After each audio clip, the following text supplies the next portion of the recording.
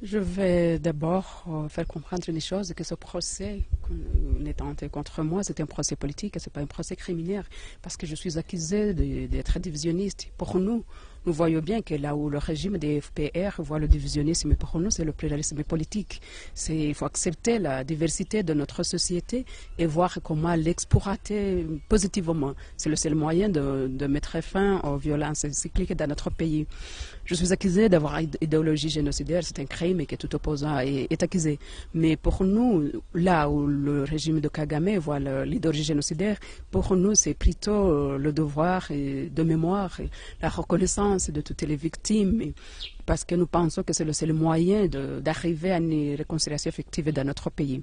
Alors, je suis aussi accusé d'être en contact, de collaborer ou de financer une organisation terroriste, les FDLR. Alors, il y a une chose là que je ne comprends pas, parce que le régime des FPR demande aux membres des FDLR de déposer les armes et de rentrer au Rwanda, qui seront intégrés. Alors, si le FPR est prêt à intégrer ce qu'il considère comme les terroristes, je ne vois pas pourquoi aujourd'hui je suis poursuivi pour terroriste ou être en collaboration avec les terroristes, même si ces accusations ne sont pas fondées, parce que jusqu'à aujourd'hui, ils n'ont pas encore prouvé quoi que ce soit.